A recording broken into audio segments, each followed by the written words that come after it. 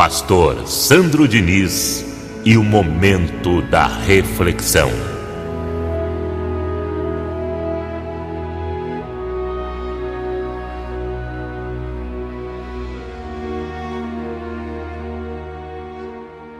Diga: Jesus venceu a morte. E se ele venceu a morte, ele deixou de ser Jesus judeu. Sim ou não? Se ele venceu a morte, ele não é mais aquele homem pendurado na cruz. Se ele venceu a morte, ele não é um pedaço de pão. Ele é Espírito. Espírito e verdade. O ressuscitado que vive dentro de nós. E essa verdade está descrita na segunda carta de Paulo aos Coríntios, capítulo 13, verso 4. Vamos lá. Assim diz o Evangelho: porque de fato foi crucificado em fraqueza, contudo, grife, vive pelo poder de quem? De Deus. Como está o nosso Senhor Jesus, igreja? Vivo, diga, e bem vivo. Pelo poder de quem? Do homem? De Deus. Prosseguindo aqui a narrativa: contudo vive pelo poder de Deus, porque nós também somos fracos nele, mas vivemos com ele para vós outros, pelo poder de quem? De Deus. Então, Jesus tem vida, está vivo pelo poder de Deus, e assim nós também vivemos pelo poder do mesmo Deus. Você está de pé, você está tendo a possibilidade de superar o que você está superando, você superou o que você superou por causa do poder de Deus que está dentro de você. Se não fosse a vida de Cristo, o poder de Deus, você não teria saído da depressão, você não teria saído do choro que você estava, você não teria saído, ou melhor, superado essa adversidade toda que você enfrentou há um tempo atrás. Você está de pé por causa do poder de Deus. E esse mesmo poder nos ensina que o nosso Jesus não está morto, ele está vivo. Diga, e bem vivo. E todos têm que respeitar esta posição de Cristo. Cristo está vivo. Uma coisa muito importante eu quero falar aqui. Tem muita gente que diz crer que Jesus ressuscitou. Até canta hinos, e nesse hino, letras que fala que Jesus ressuscitou, mas na prática não vive a experiência daquilo que fala. Há muitas catedrais, muitas igrejas, muitas paróquias que diz crer em Jesus ressuscitado, porém ainda mantém ele pregado na cruz. Sim ou não? Como que pode uma coisa dessa? Fala que crê que ele ressuscitou, porém ainda mantém ele pregado na cruz. A Igreja Católica é um exemplo disso. Hoje mesmo a Igreja Católica, como muitas outras, estão afirmando Jesus ressuscitou, porém na prática não vive a experiência do que fala. Nós somos um povo escolhido para, na prática, viver a experiência daquilo que falamos. Porque aquilo que você fala é aquilo que você crê. Como também tem muita gente que diz acreditar em Deus, mas na prática não vive a experiência daquilo que fala. Até diz que é da igreja, até evangeliza. Eu sou cristã, eu sou cristão, eu congrego na igreja Vida Cristã em Cristo Jesus. Mas na prática não vive a experiência daquilo que fala, porque não congrega, não busca preencher o coração com conhecimento. Eu amo a Jesus, mas na prática não vive a experiência daquilo que fala, porque quem ama demonstra o amor que sente. Como que pode você estar casado, dizer para o marido, você esposa, que ama o seu marido, se na prática você não vive a experiência daquilo que você fala. Você maltrata ele, você xinga ele, você faz tudo de ruim, menos o que é bom. Como que pode? Que tipo de amor é esse? No contexto espiritual, meu amado, aquilo que a gente fala, a gente precisa viver a experiência disso. Não pode ser da boca para fora. Tem gente que evangeliza e fala: olha, congregar é muito importante. Olha, congrega fulano, vai à igreja, busca a palavra de Deus para a tua vida. Mas na prática não vive a experiência daquilo que fala.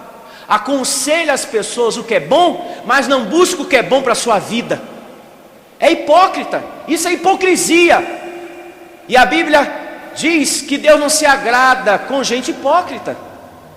Não há valor nessa sua evangelização, porque mais cedo ou mais tarde aquela pessoa evangelizada por você vai perceber que você não tem interesse nenhum com as coisas de Deus. Você é papagaio, e Deus não quer papagaio no reino de Deus. Ele quer filhos convertidos à palavra dele. Convertidos.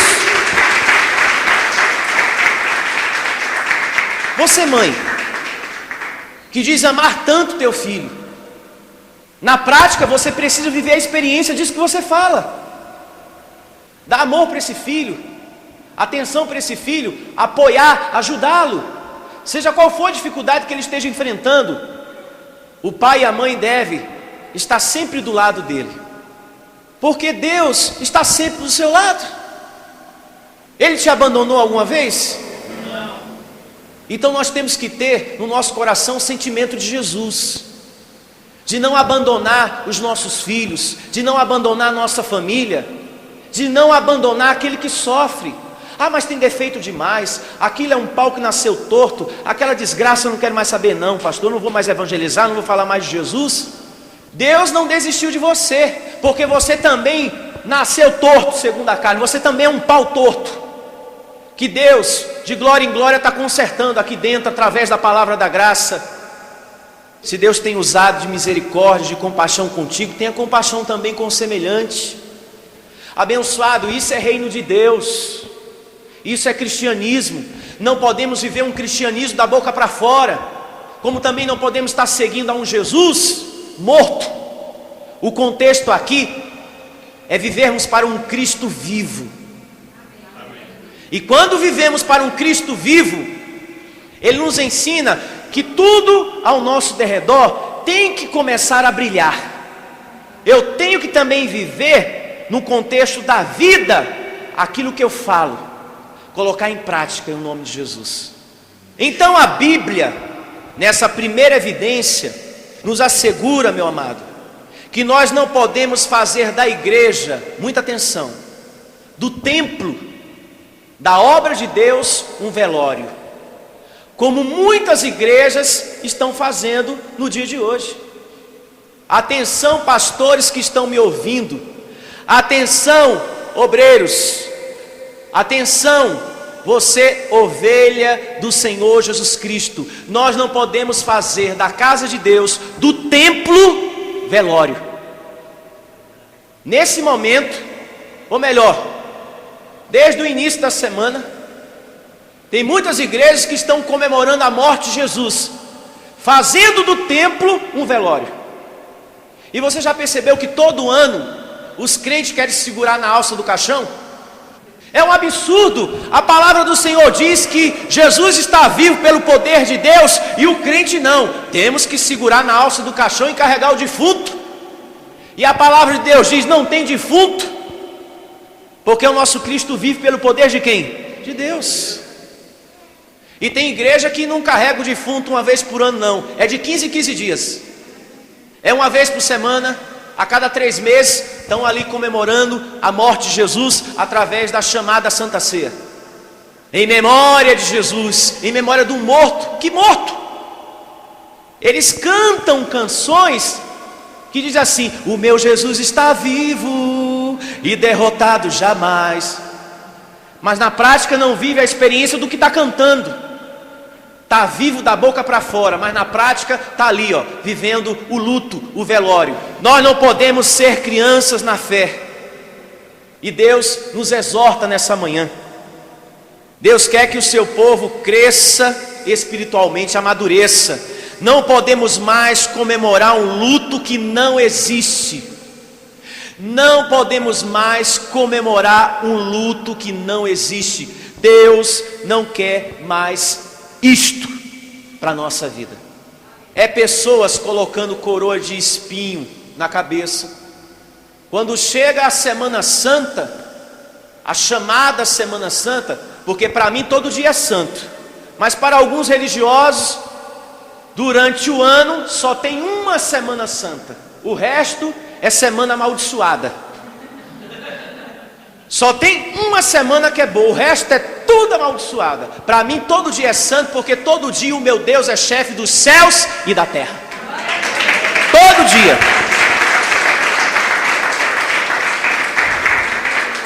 Então é gente querendo colocar coroa de espinho na cabeça. São outros querendo comer pãozinho em memória do morto. E tem outros querendo carregar o quê?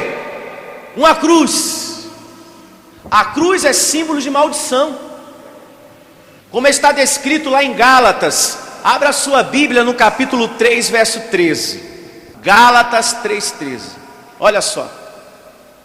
A cruz é símbolo de maldição, e o Evangelho nos alerta acerca disso. Gálatas capítulo 3, verso 13. Gálatas 3:13.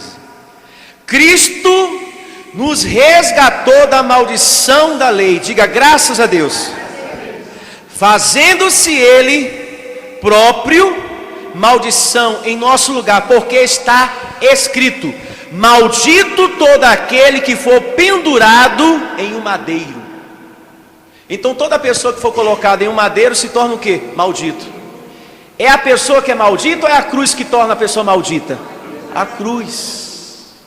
A cruz retrata sofrimento, dor. Ela servia no passado para penalizar os malfeitores. Lembra dos malfeitores que foram crucificados com Jesus?